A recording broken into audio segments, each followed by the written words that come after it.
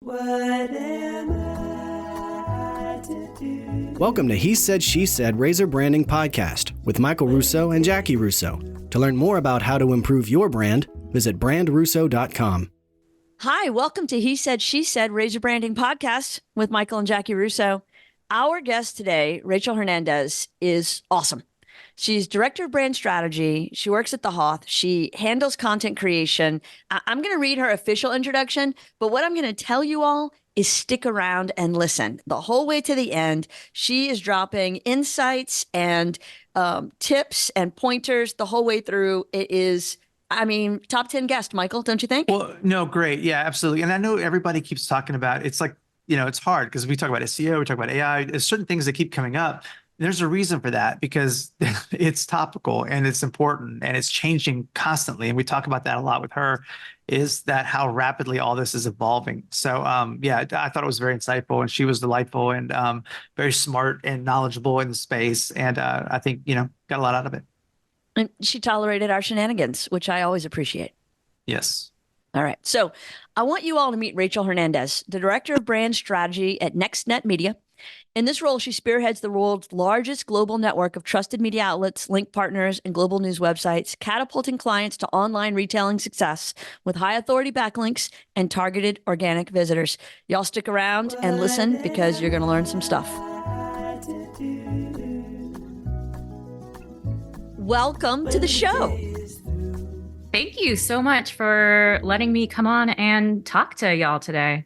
Well, Rachel, it's great to have you here. I know that Christina was real excited when you accepted our invitation because she is always challenged to find new guests who are going to bring a new perspective. And I think that with all of the focus on digital and what that means and how it works, you were the perfect next person for us to talk to in this interview series. So maybe, if you don't mind, kind of start with a little bit of your take on digital. As a director of brand strategy with a focus and concentration in the digital space, what does that mean to you? Oh my gosh. I mean, that's such a big question. That means so much. And for me, it actually has a very personal part of my story into the world of branding and content marketing and SEO to a certain extent, because I always wanted to be a storyteller and a writer. And so I went to college in 2003 and actually was a creative writing major and thought that I would work in publishing or something similar, because while there were websites and people were kind of it was still wild, wild west. It's what AI is now. I feel like the internet back then, and what digital gave me and the opportunity for so many creatives who had sort of been confined to these smaller spaces is just a whole world opened up where we could be creative on a very large scale, where you didn't necessarily have to have the connections or an internship because you came from a family with money and you could go to college and intern at this publishing house. So for me, it's really meant freedom in so many ways. From a marketing perspective, it gets very complicated. And man, these past few years have been quite the ride. But I think it's just an extension of that evolution from even 20 years ago. What we're seeing now with the way that AI and technology is impacting how we create digital content, I think is probably quite similar to what the industry was going to 20 years ago when Google was really starting to hit the ground running. SEO became an industry and it started to sort of reshape the way we looked at marketing in general. I think, that there's so much into that. You're right. I mean, that was a loaded question Jaci threw on you right away, but it was. Hey, let's start right there, right? We have only up to go from here. Yeah.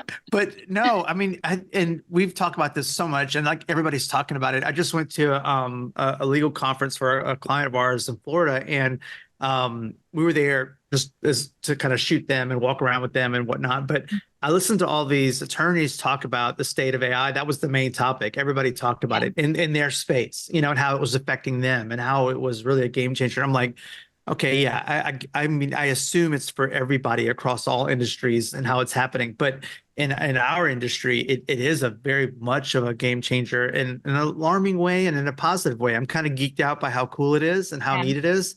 And Jack and I talk about this a lot, and she's constantly talking me off the ledge because I'm like, you know, I remember all these changes. I remember, getting out of college when we really started to really use computers. I mean, and really started in the invention of the internet. I hate to say that I'm the grandfather here, but I remember when those things happened.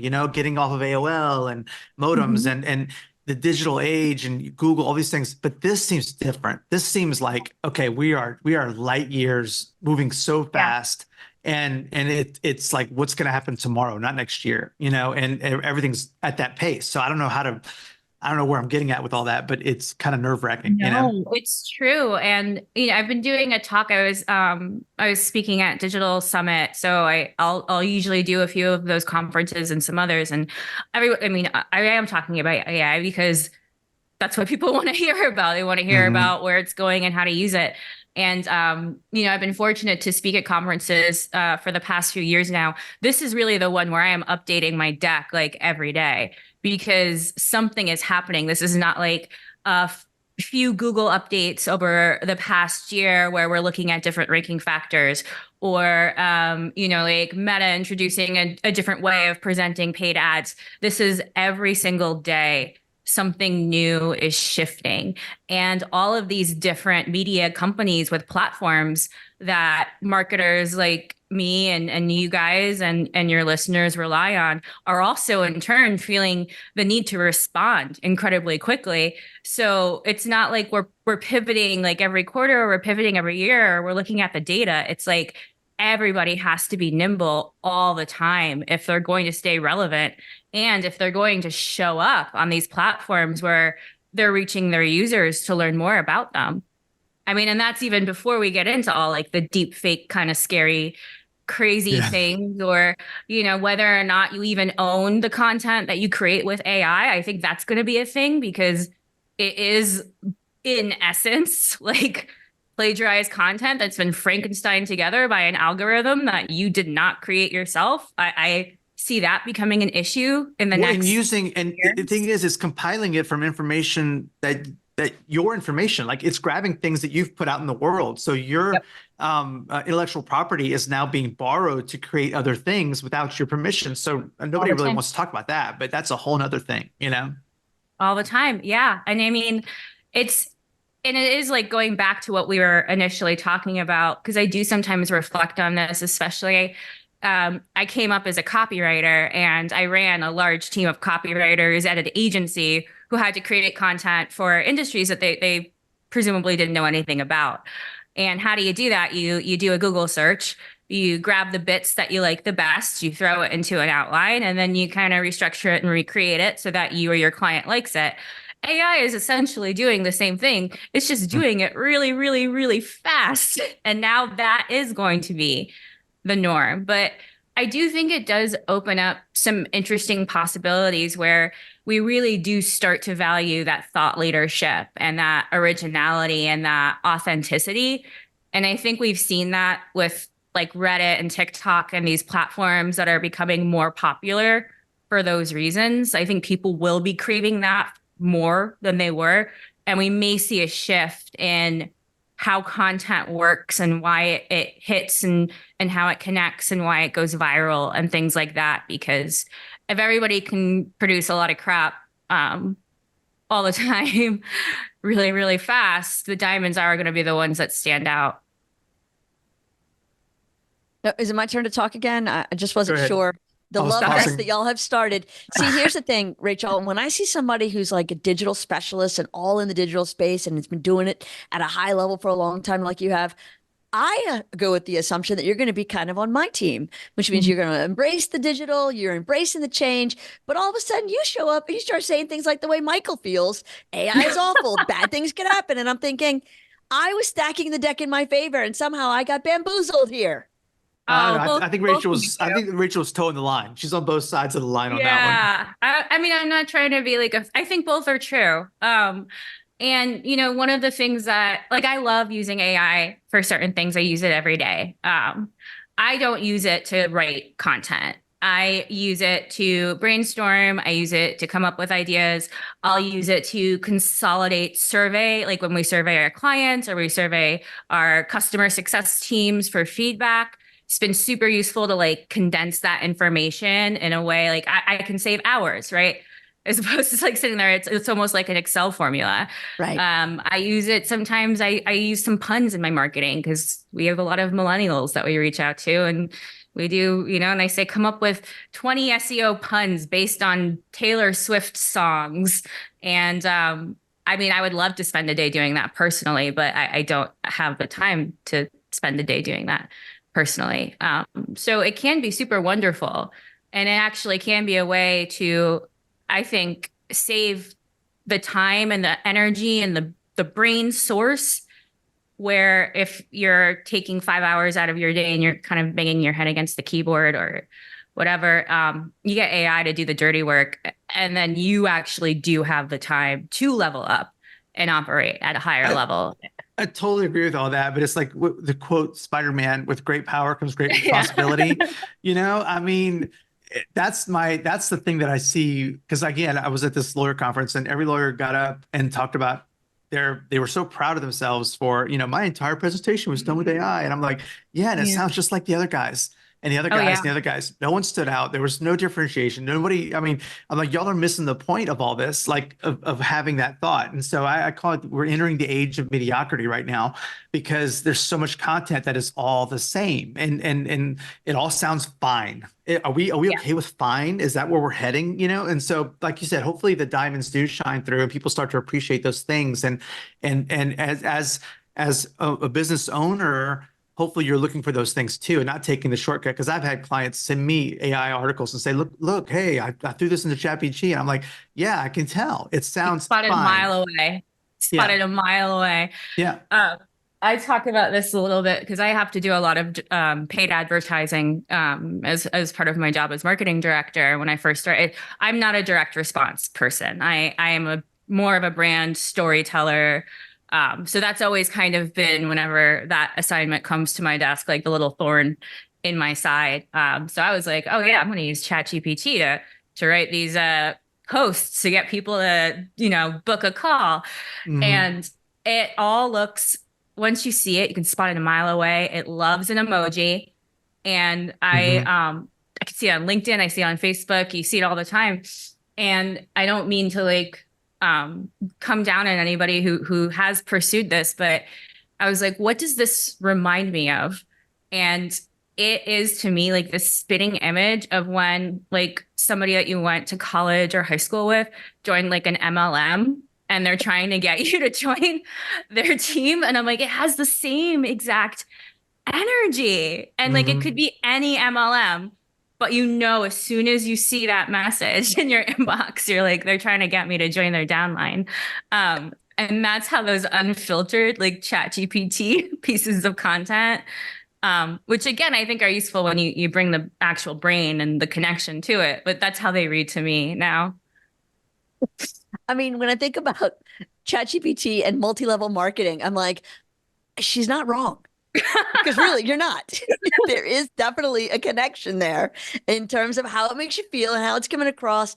And it's that like, hey, here to play. Want to do something? It's all very awkward. But when you talk about how you're using it, and I know you do a lot of teaching on this subject, what are the kind of what's the path forward for somebody who maybe like Michael knows he should use it, is a little hesitant about it? How do you gently pull them into the waters of AI? To be clear, before you answer that, Rachel, I do use it. I'm aware of it. And you're right. Like I can take all this copy and shove it in there and summarize it and put it into a paragraph. That is like huge time suck, and all these little things are great. I just am. Yeah, that's it. She paints a picture that I'm afraid of technology. I'm not afraid of it, but I'm afraid of it in the wrong hands, that kind of thing, because it makes me I feel icky sometimes when I do it. Like I'll put something in there and it puts it back, and I'm a writer too, and so I'm like, I feel kind of filthy after that process. Like I've just totally cheated the system, Yeah, I mean, I do think it depends on the content you're creating, but honestly, for me, variations are probably the biggest win I've gotten from AI because or using it. And that is something that I will literally use ChatGPT for like every single day because we do a lot of A/B testing. We're trying to like do things with different subject lines. Again, when I'm doing like a social media post or like a paid ads post, just say rewrite it. And you got to kind of follow up, like make it shorter, write it again, but like don't use the emojis. Write it 10 more times, but in 10 words or less. And from there, like I'm usually able to kind of grab some things that I think will connect, maybe add my own little tweaks. But that to me is like one of the ways where it saves a ton of time because I could write like a 5,000 word white paper. And then when it comes time to write a caption for it, like all of a sudden my mind just goes completely blank. And so that's kind of where, as a content creator, I find use for it. I will say, like, I've seen some cool things, and this actually might be a scary one, but there are like some platforms. I think HeyGen's one of them where you can sort of like, if you want to do a very simple talking head video, you can upload like a video of you speaking the way, like if I'm speaking right here into the Zoom and then add text and it's uncanny. I've seen some examples where, yeah, it is like, but it if you do it right, I mean, if you're in an industry where you have to put videos like that out, and I'm thinking maybe if you're like in real estate or something like that, where, you're always kind of going on social and talking about these things, I think that's a really good use case. Well, and using the languages, right? Jen. Wait, hold on. First of all, I want people to know which one she's talking about so they can go test it. What's that one called? HeyGen. So it's okay. HeyGen. So it's HEY like hey, and then Gen, probably like generative AI, but GEN. Got it. Yeah. But have you seen them do the language thing where the same principle, but then they start speaking Mandarin and Russian and German, and it looks like they are speaking the language. Yeah. It is uncanny. Yeah. And I mean, I'll say like, I have not personally used that for video. And we all know that like translation writing tools in general are like, kind of, again, they miss the nuance, which is what even AI, when I'm doing it directly to English, does. But for some industries that can be incredibly useful. You want to reach an audience in a country where the majority of your team does not speak the language. I mean, because if not, you're hiring somebody off of Fiverr to read a script for you. Yeah. And I found recently too, and this is probably my own, I'm not to get too much into my weirdnesses, but like I'm starting to say please and thank you to freaking AI. I mean, like I'm like, because I'm afraid I'm gonna offend it, and or then I'll get mad and say, no, that's not right. Do it. I need, because like my frustration, and I'm like, all right, I need to step back and realize that this is what's going on here, So I'm nervous about that. I tell Jackie all the time. She drives a Tesla, right? And she called it something the other day. I'm like, you need to be careful because you called it something. Maybe it was me. But I was like, because when the takeover comes, they're going to remember all that stuff. It's all going to be part of their and recorded. They're going to be like, logged in their yes, exactly. They have the perfect memory. They're going to be like, remember when you called me a name when you were ugly to me in that ChatGPT session where you got mad because I had the wrong whatever. So yeah, we need to be careful. Just keep that in mind. You're ridiculous. Ridiculous. Okay, so Rachel, tell us about some of the other AIs or tools that you talk about that people should be kind of understanding and checking out. Yeah, I mean, I use a tool called Copymatic AI. So it's COPYMATIC.ai. And it's sort of similar to, they have like a chat GPT function, very similar in some ways to like a Jasper, if anybody is familiar with that tool. But I like it because it's a very like all in one, and it has sort of different like types of content that it's already trained to create. So you can be like, write out like a value proposition you can put in your business, you can put in, and it'll spit one out to you and some variations. So that's been really fun for me to play with. And I know they're launching. I'm in SEO, so I do marketing for an SEO company, and I know they're launching something where you can actually use that software to optimize your website even better using AI, which I think is really great. Again, like we don't want to publish AI content as is, but I love those tools where they're just like, hey, the top 5 things ranking for this keyword you're going for, they look like this. So like maybe you kind of want to look like this too. Those are super, super useful because I used to do all that stuff like off of spreadsheets and things like that. So I would say Copymatic AI if you're looking to really like focus on that SEO optimized content for your website, which everybody should be. And then I'll use ChatGPT a lot for social media. We haven't used HeyGen yet for our own marketing. I just think it's a cool tool. Yeah, I mean, I don't do the images yet. I think they're really weird. They kind of creep me out. I'm not gonna lie. Yeah, unless you're like just having fun and like making a joke for your friends or something. They have a creepy feel to them, a vibe. I don't know what it is. It's the 3D kind of the modeling of it, and everything I've seen has been like kind of too AI looking. Like it looks like you can tell what it is. Yeah, it's like marketing shouldn't make people uncomfortable. Yeah. Yeah. Well, I had the other day I had somebody it was a high school reunion thing that was going on, and I went to school in South Florida, and they I don't even talk to most of these people anymore, but I was so angry. I went to Jaci. I was fussing about it because they had posted, "Hey, I went in and I threw this flyer together," and they took our mascot was the tornadoes. So they had a tornado, and it looked like it was AI generated. It had sunglasses on, it had muscles, and it was like flexing at the beach. And I'm like, I was like, I'm not going. Like I'm not hanging out with these people. And I was so angry that they did it. And I know it's not their fault. And I mean, that's, it was cool to do it, right? And I doubt anybody's listening to it from there. But if they are, I'm sorry. But I was so like incensed by it. I'm like, come on, stop it. Like stop it. There's people out there that can do that differently. And it looked like, again, mediocre. It looked just blah, I think it's just like anybody and not just marketers, but maybe marketers especially sometimes because we do get access to all of these tools and we're always being told to like do it faster, like put it out quicker, do it better. We don't have the money to hire a photographer or an artist. So you kind of get a hold of this thing where you throw in some inputs and it can spit it out in a few minutes and you become more enamored with like that aspect or even that you can do this thing on your own at all.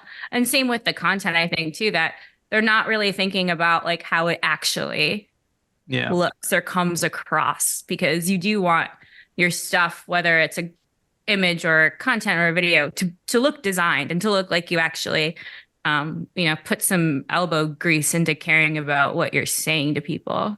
Well, it reminds me of like when Photoshop really started to hit hard in the industry and everybody was, all the bells and whistles and they continually add those to there. I always tell young designers, I'm like, look, you need like 5 things in Photoshop to do a lot of things you need. Everything else is fun and you can have fun with them, but you really don't need all that all the time. And so it's really, I think the same thing with AI to a certain extent, even though it's all new and all, tangible, it kind of don't need all that right away. And if you start throwing it all into the basket, it's going to get really messy quick, 100%. Yeah.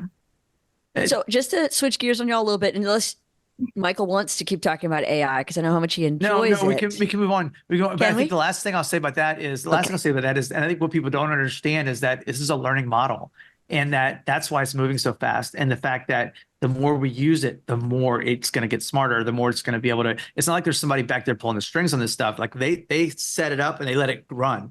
And now it's on its own. Like it is learning at a rapid pace. And every time we do a query or a prompt or whatever, and we feed it information, it takes that information and it learns more. That's the part that can sound a little scary, frightening, but it's also what's going to make it better over time. Actually, before we leave that topic, I read something this morning that just has been rattling around in my head, and I would love to hear y'all's opinions on it. So we have all collectively, the three of us, and before we all three got together on this, have for some time now, all been talking about how we use these tools to create our content, how we use these tools to help us with brainstorming or research or writing or just having a thinking partner, whatever that might be. The article that I read today said we need to start flipping that around. How do we start using AI to talk to other AI? Because if I'm writing something and I'm trying to reach Michael, well, Michael's using AI to sort out what the options are. So I'm not actually reaching Michael. I'm reaching Michael's AI tool. Yeah, I don't want to talk about all that. That makes me really, sad a little But think bit. about it this way. Think about it this way. Just like we used to just try to make people happy, you know, we would make brochures to get their attention. We then started doing things to talk to Google because we knew that somebody was going to ask Google, who's the best digital agency for me? And so we had to do things to make sure that Google said, oh, this company's the right choice. Same thing applies. We now have to start thinking, how do we get through not the human clutter of 8,000 ads a day? How do we get through the AI clutter and be on AI's list when someone asks it, just like they ask Google, who's the right choice for me? Yeah. And I think it's happening now. I mean, in terms of, I know like ChatGPT uses Bing, so that's a whole other thing.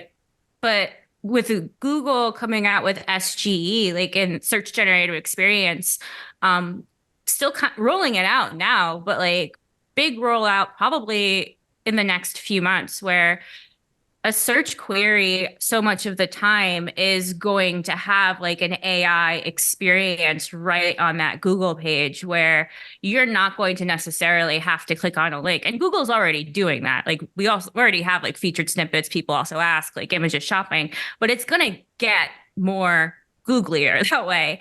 And SEOs now are really, we're trying to figure out like, how do we create content that shows up not just in the list of websites to click on, but in the AI results, and what does that optimization look like?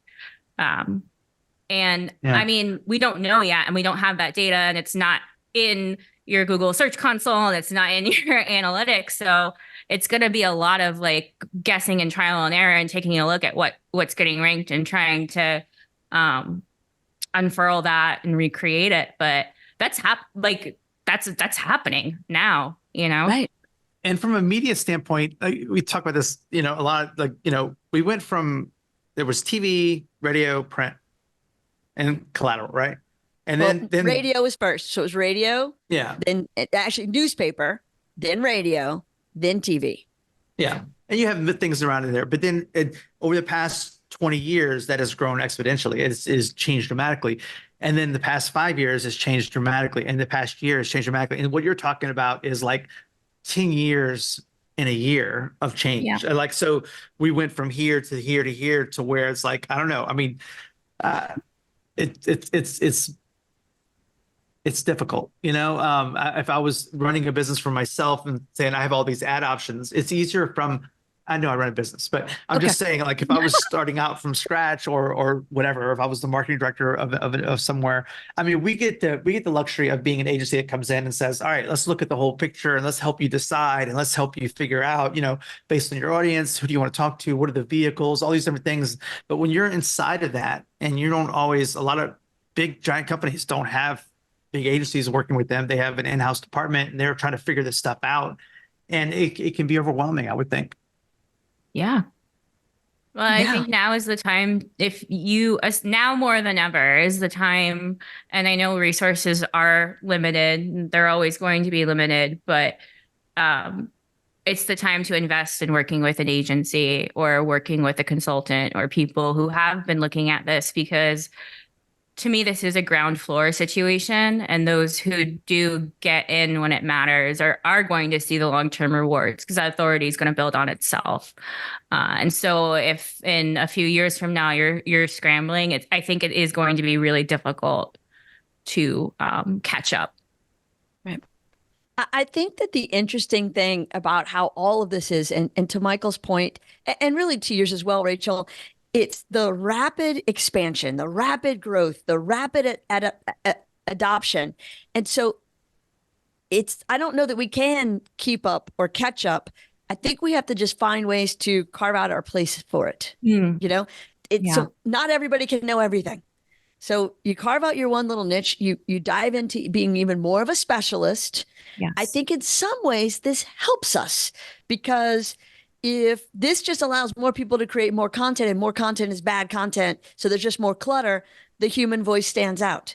Yes. If more people start to say, wait a minute, I can't keep up with all these things, I'm just going to carve out my one little place and be a specialist in this area, then that becomes magnetic. I think I agree with that 100%. Yeah. Yeah. I don't know. I'm just struggling with, I have the Read AI on our Zoom chats, right? And so just now, and it hasn't done this until recently, but now I have this little sidebar that's up there, and it is counting my words per minute. And it's freaking me out because I'm talking so much faster than both of y'all. Y'all are like in the green. Y'all are like 186 words a minute. You're perfectly aligned, and you're going to get a great review at the end. I'm like 260. I'm like almost doubling what y'all are doing, and it's really freaking me out. So anyway, that's AI also, right? Yes, Yeah. that's AI. But you know what's weird to me is that I'm usually the one that is this fast talker. And so I'm shocked to hear that you are getting dinged where I am not. Yeah, you're at 180. You're right on the cusp, Jaci, of talking too fast. I'm going to But slow Rachel it is way perfect. down. She's like down in the green zone. I get excited though, and I I start didn't want to rambling. know. You're killing it, Rachel. You're killing it, according to Read AI. So, but Which is engagement is awesome. high. Engagement is 94, which is really good. Sentiment 83, probably a little better on there, and the read score is 88. So I think we're doing well.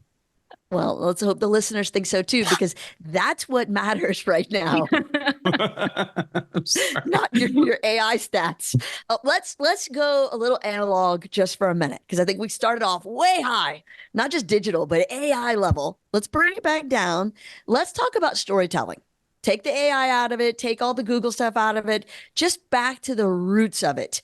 Rachel, where do you land on the philosophies around storytelling, how you use it, your process? Talk to us.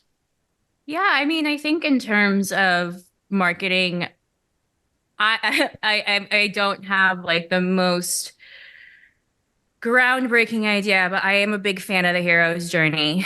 And I think that one of the reasons is because I've worked at agencies and at companies and done marketing where even though people understand sort of maybe the concept or like that this is a good way to draw their user in, so many marketers and businesses are so product forward or so in love with what they do that they miss that connective tissue as to where their user fits in and what impact that product can truly have on their experience here on the earth, be it, you know, whether or not you're selling shoes or you're selling life insurance, or if you're like me and you're selling marketing, you know, there's always a place where you can connect your user to how you will make an impact on their life for the better and also make it about them. So like for the Hoff, for instance, so much of our go-to-market messaging is around simplifying SEO and setting and your success. And so those are sort of our foundational tenets, because this is an industry or the industry I am in is one that feels very complicated and hard and scary. And we just talked about some of the reasons why. And where people like the success feels nebulous. So when we like kind of touch on those two things for our users and the stories we tell, whether they be something as obvious as a case study or whether it's just like a clever sort of, you know, byline on a post or something, we want to make sure that they're the star of the journey and it's not just like optimized content and link building, because who cares? I don't care about that. I care about getting to the top of page one of Google and being top of mind with my users. 100%. And Jackie and I have debated this a lot lately. I'm sorry, Jackie. No, you're good. I agree with the story and having your hero, the journey and all that. She read a book a while back about, Do you though? Agree? I do. Okay, I do. because sometimes when I mention it, you give me a hard time. No, I don't like the formula that you have sometimes because she was it Dan Miller? It's Donald Miller Story Brand. But don't Yeah. make it sound like I read a book and I just repeat that over and over again. No, I'm just saying that That's not particular nice. thing. And no, but he's obviously found a way, and he's probably did fine before that, but he's found a way to write a book and monetize his system into the story brand system, right?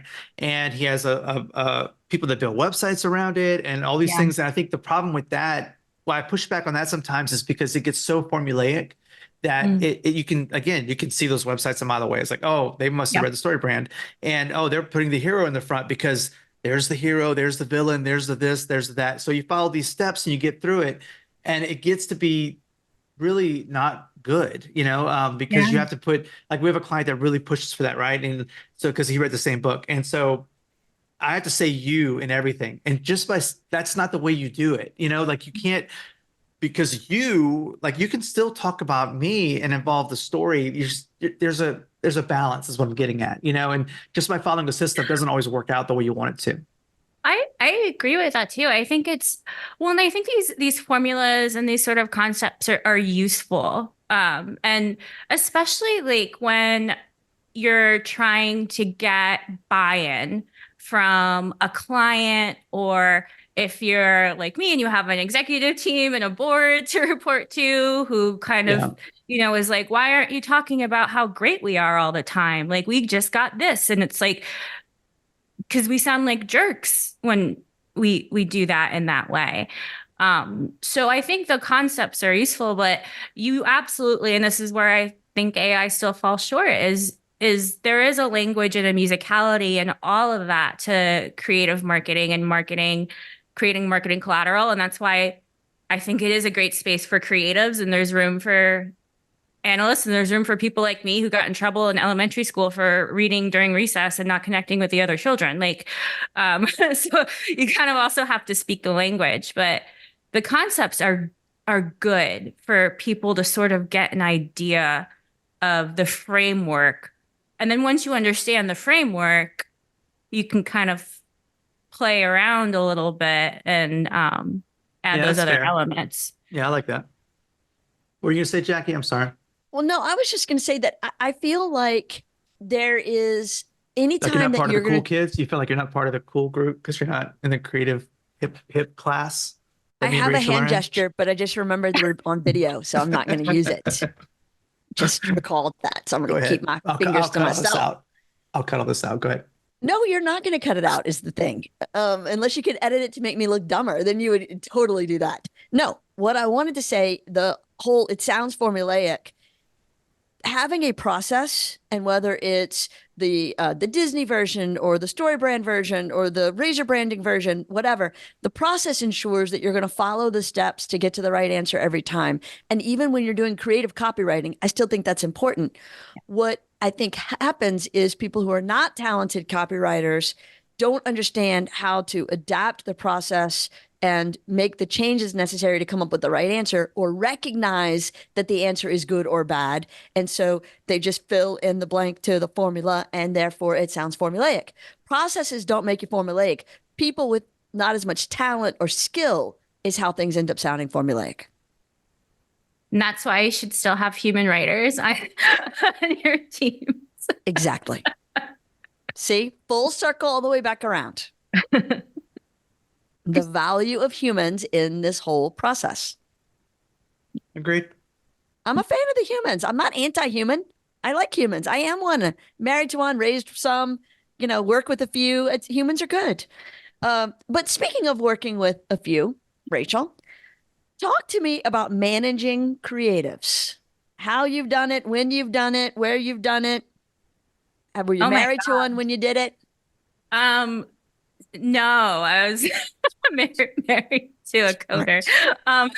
So the opposite. Well, I don't know. He might be mad that I said that. No, I when I started at the Hoth 8 years ago, they are an SEO company, and it's kind of crazy to say this out loud, but it's true, is SEO, even just like 10 years ago, wasn't really associated with content as much as links. So I had a background in writing for different agencies and copywriting, and I was ready to kind of move into the next thing. I was doing a lot of email back then. And they were starting a product called Hoth Blogger, which is now one of their biggest products. I think they create human written about 20,000 pieces of content a month. We're a very big agency, and I was in charge of building the product, but that included hiring the team of writers. And it's very interesting to talk about this because a lot of it was formulas, because when you order content from the Hoth, you could order 10 pieces of content and it could be written by 10 different writers, but it all has to be for your brand and it all has to have the same feeling. It's like, I don't want to make it sound like a production line like Starbucks or anything like that, but there were sort of similar elements to it. So I did rely on a lot of copywriting formulas. We were very big on AIDA in the intros. We had very specific layouts for SEO optimization, certain number of H2s and H3s, I had rules like only one exclamation point in a blog post. We had a list of cliches you couldn't use. Never use content is king. We're sick of content being king. So there were very defined elements that every single person had to follow. And we had a very strict QC system too. And that was super important as we scaled out. Because again, 20,000 pieces of content a month, all having to be quality, all having to have sort of the same vibe. That said, when I was hiring, I was looking for creativity, originality, and humor. And I gave everybody a paid test post. I would kind of change it up every few months or so because writing for the Hoth was kind of a thing. So people would try and cheat the system and get in and be like, what was the thing? How'd you do it? But I would look for a strong voice. And so I knew if I could find that person who had that magic and that element and then combine it with a very strong operational system, that it would hit. And it did. It worked out really well. And I'm really proud of that project. Now I'm not a product manager at the Hoth. I'm the director of marketing, so I market the Hoth instead of doing that. But it was a very cool full circle moment for me. As I talked about coming up and digital marketing opening up doors. We have writers on that team. Right now, I'm actually speaking to one who I think I'm going to bring to write some of the marketing materials for my company itself. She's been there for as long as I have. She's 8 years. And for, freelance writers at a marketing agency, there are a lot of people who have been there for 5, 6, 7, 8 years. And that's pretty cool. And again, that full circle moment, but it's really rewarding for me. And I'm glad I still get to do this in my day-to-day to allow people to make a living writing and doing those creative things, because I knew how hard it was to break into, when I was in my early 20s in 2005. I'm just thinking, you're in your early 20s in 2005. The agency that we work at and started back in 2001 was 4 years old. So it's just the time is so oddly relative. Yeah, back in the old days. And yeah. I'm a big component of I do not like exclamation points, and I forbid them in most copy. If they get through every once in a while, I get really frustrated by it. I'm like, You're commanding people to be happy. Be happy! Exclamation point. I am excited! Double exclamation point. I am very excited! 3 exclamation points. That is, just write it. Just make people believe it in the words. Yeah, I mean that, and it's interesting because I grew up like that too and trained and you don't bold and I did writing workshops. So you don't bold, you don't italicize. Get the point across with the words itself. Don't rely on the extras to tell somebody how to feel. But what's interesting, I don't know if you guys work with Gen Z yet, but I do have some Gen Z team members, and it's changed. So it's it's like, why are we talking like we're mad at them? You know, Right. and you're like, Right. no, like that's, and that is something that I kind of have to think about too, because we do have, everybody has to be thinking about Gen Z right now, I think, who's in marketing. But it is interesting, those generational things that are shifting, because they're also, just keep in mind, they're also, and again, we have to market to that audience, but they're also people that no longer use script and handwriting. You probably don't either.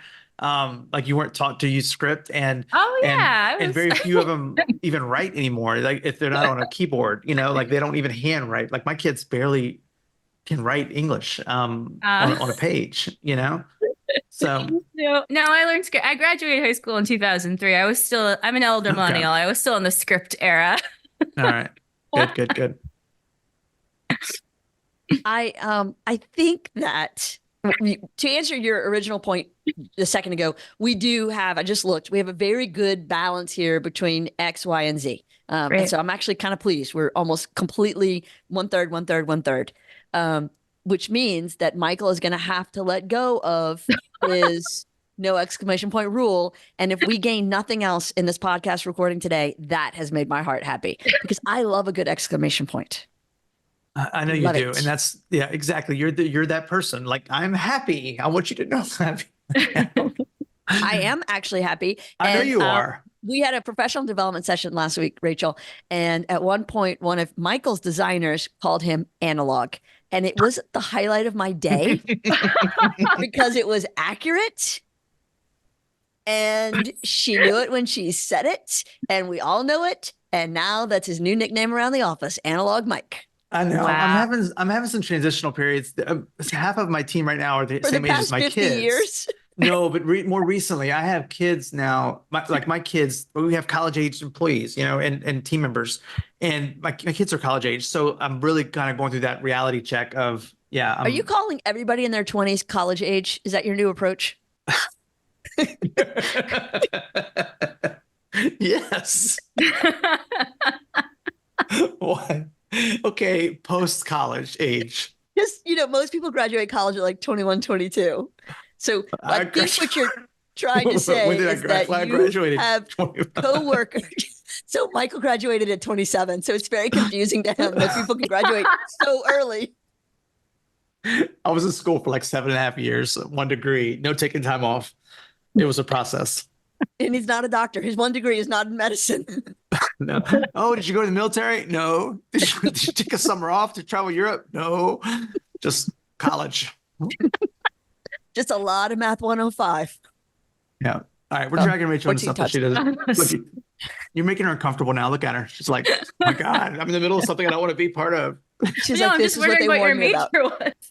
Graphic design. Art. Yeah, I got a fine arts degree. I know. What the heck? It was brains and rocket science. It's art. She tried to ask that so delicately. She was like, must have been really hard. What was your major? Oh, yeah, I can't get out of this now. I can't help you, buddy. Can't help you. We have a daughter graduating in chemical engineering right now, which is, she comes home and every once in a while and comes over and talks about what she's studying, and it's mind blowing, how, smart you have to be to really get through this stuff. And I'm like, I can't relate to anything. I mean, I was an art major. I mean, yeah. So every time she keeps insisting on showing me her homework, I'm like, please stop. It hurts my head. I don't understand it. I don't like it. I don't know where you came from. It's all just weird. Weird. We have gotten so far off the topic, Rachel. You've been so patient with us. The title of the podcast is He Said, She Said. And now you know why. It's, you were warned. I feel like maybe we should come with a bigger warning label. No, I don't think so. Okay. All right, good. Because this is kind of, you get what you get. But listen, to wrap all of this up in some sort of a barely succinct way, thank you for your time, for your insight, for your feedback, for your patience, because this has been awesome. When if we want to thank someone who's made it this whole way through and is still with us, because shockingly, I was looking at the stats a week ago, 92% of the people who subscribe and download have listen all the way through, which Michael doesn't believe. So he ends it in weird ways. And then people say, why'd you end it like that? So I think it really is true. So what would you tell the people? What do they need to know? How can they find you? What should they be thinking about moving forward? Yeah, I mean, you can find me. I'm pretty active on LinkedIn. That's sort of where I do at least most of my talking about marketing and things like that. And so that's Rachel A. Hernandez. I can send you guys a link too. And then I would say visit the Hoth blog. I create all of that content. I oversee it. If you are, and I'm assuming people who are listening to this are interested in marketing, we mostly cover SEO, but we do some content strategy. I just did a post today on a digital content strategy guide. I do social media post branding. So just a lot of good resources, a lot of good writing, not AI. It's pretty evident. And our socials. So look up the Hoth on social media. We have a lot of fun. That's my Gen Z guy who keeps me on my toes. But everything from educational content to memes to jokes. So some good stuff there. That's awesome and perfectly right on time. Rachel, thank you for your time. For everyone listening, thank you for subscribing and downloading and staying through to the end. And we'll see you next time. When the day is through.